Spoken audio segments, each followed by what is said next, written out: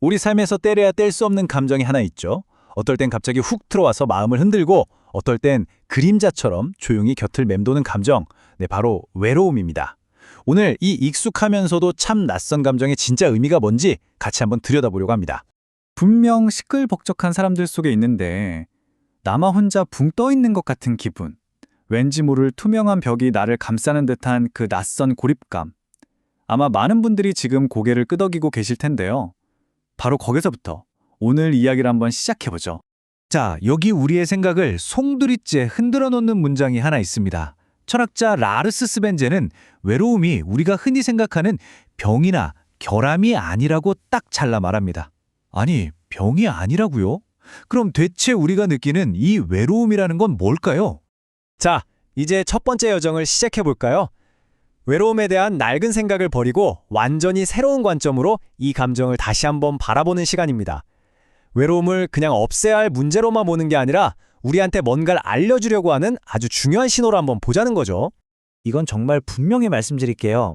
외로움을 느낀다고 해서 여러분한테 문제가 있는 게 절대 아닙니다. 실패의 증거는 더더욱 아니고요. 오히려 그 반대예요. 외로움은 우리가 서로한테 얼마나 필요한 존재인지, 또 연결을 통해서만 온전해질 수 있는 존재라는 걸 알려주는 가장 인간적인 신호라고 할 수 있습니다. 보시면 차이가 확 느껴지시죠? 왼쪽 관점은 어때요? 계속 우리 자신을 탓하게 만들고 스스로를 더 고립시키잖아요? 근데 오른쪽의 새로운 관점은 완전히 다릅니다. 이건 무슨 비상벨처럼 도망쳐 하고 울리는 게 아니라 오히려 우리 영혼의 나침반 같은 거예요. 이쪽으로 와. 여기에 너한테 필요한 연결이 있어 하고 방향을 딱 가리켜주는 거죠. 자, 외로움이 그냥 시끄럽기만 한 게 아니라 의미 있는 신호라는 걸 이제 알았으니까 그럼 이제 그 신호에 한번 귀를 기울여 봐야겠죠? 우리 내면의 목소리가 도대체 무슨 메시지를 보내고 있는지 같이 한번 해석해 봅시다. 물론 그냥 혼자 있을 때 잠깐 외로운 거 이건 뭐 목마른 거랑 비슷하죠. 아주 자연스러운 감각이에요. 근데 정말 우리가 주목해야 할 건 따로 있습니다. 바로 사람들 한가운데서 느끼는 그 뼛속 깊은 단절감. 이건 그냥 혼자 있다는 상태가 아니라 진정한 연결이 없다는 걸 알리는 아주 강력한 경고등인 셈이죠. 생각해보세요. SNS 팔로워가 아무리 많아도 내가 진짜 힘들 때 속마음 터놓을 사람이 한 명도 없다면 그게 무슨 소용이겠어요? 핵심은 아주 명확합니다. 외로움은 아는 사람이 몇 명이냐의 문제가 아니라 얼마나 깊이 연결되어 있느냐, 바로 이 질의 문제라는 겁니다. 자, 그럼 이제 잠시 바깥의 소음은 좀 줄이고요. 여러분, 안으로 시선을 한번 돌려볼까요? 조용히 한번 스스로에게 물어보세요. 지금 나의 외로움은 나에게 무슨 말을 하고 싶어 할까? 어쩌면 여러분의 외로움이 이렇게 속삭이고 있을지도 몰라요. 이제 겉도는 관계는 그만하고 진짜 마음을 나눌 사람이 필요해. 라거나 지금 네 곁에 있는 사람들이 정말 너를 채워주고 있어? 하고 묻는 걸 수도 있죠. 또 어떨 때는 자기 자신하고 너무 멀어진 건 아니냐고 스스로를 먼저 좀 돌아봐 달라는 그런 간절한 초대장일 수도 있고요. 메시지를 들었으면 이제 응답을 해야겠죠.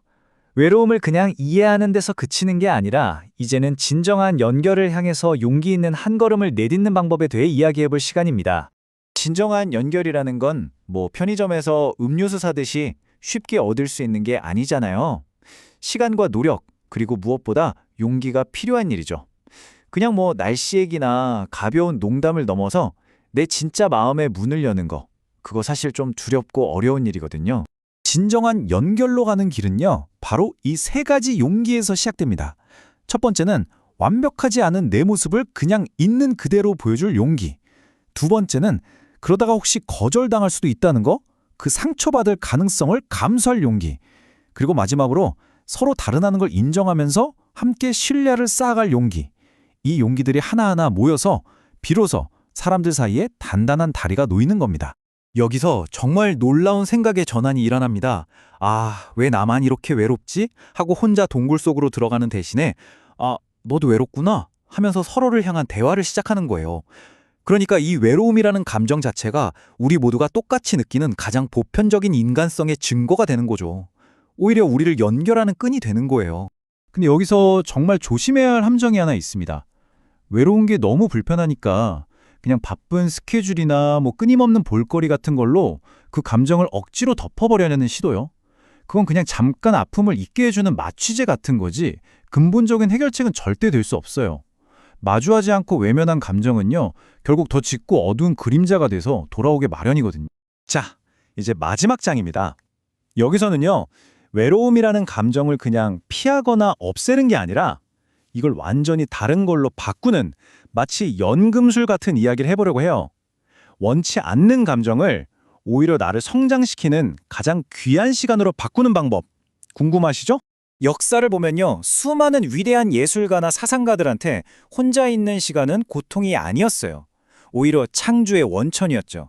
그 고요함 속에서 자신만의 목소리를 찾고 세상에 없던 새로운 것들을 만들어냈습니다. 어쩌면 여러분 안에도 그 조용한 시간을 통해서만 깨어날 수 있는 그런 무언가가 잠자고 있을지 몰라요. 이 표가 핵심을 딱 보여주는데요. 외로움은 타인에 의해 남겨진 상태의 고통 같은 거라면 고독은 나 스스로 선택한 충만한 시간이에요. 하나는 뭔가 부족하다는 결핍의 언어고요. 다른 하나는 무엇이든 될 수 있다는 가능성의 언어죠. 우리가 해야 할 일은 바로 이 결핍의 언어를 가능성의 언어로 바꾸는 겁니다. 결국 선택은 우리한테 달려 있는 거예요. 혼자 있는 시간을 그냥 견디고 피하고 두려워하면서 보낼 것인가? 아니면 그 시간을 온전히 나를 위한 선물로 나 자신과 가장 깊이 만나는 기회로 만들 것인가? 외로움의 주도권을 내가 다시 찾아오는 것. 이게 가장 성숙하고 자유로워지는 길이라고 할 수 있습니다. 오늘 이야기를 마치면서 마지막으로 이 질문을 한번 드리고 싶어요. 만약에 외로움이 우리가 싸워서 이겨야 할 적이 아니라 우리를 더 깊은 곳으로 안내하기 위해 찾아온 길잡이라면 어떨까요? 그 안내자의 손을 잡았을 때 여러분의 삶에는 과연 어떤 새로운 길이 열리게 될까요?